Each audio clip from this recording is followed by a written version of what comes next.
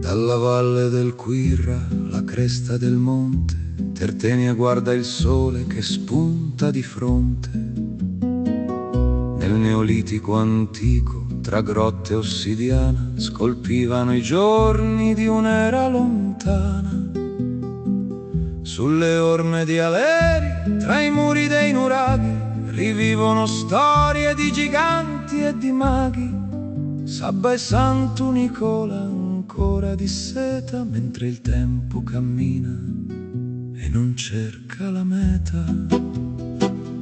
Sorgeva sul mare l'antico abitato, ma il destino dai vandali fu poi segnato.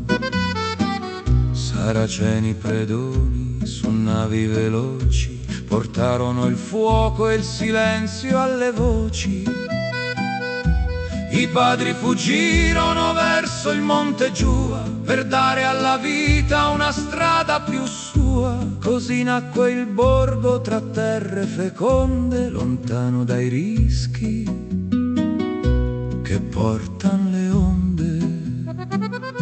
Sul picco di Quirra, tra nebbie e splendore, il castello dei giudici incute timore. Si narra di Violante, la sanguinaria, che tesseva fili d'oro sospesi nell'aria. Sopra telai d'oro, leggende sepolte che il vento tra i ruderi sussurra alle volte. Mura di pietra che sanno di guerra, sentinelle eterne di questa mia terra.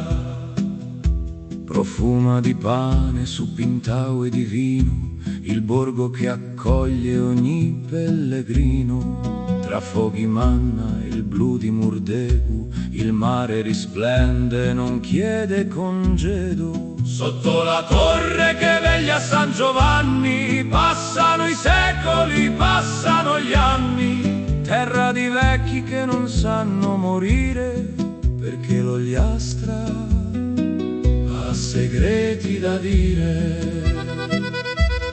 Tertenia e roccia e bosco e marina, è un'isola nell'isola fiera e vicina. Chi parte la sogna, chi resta la onora, mentre il sole sui tacchi si accende ancora.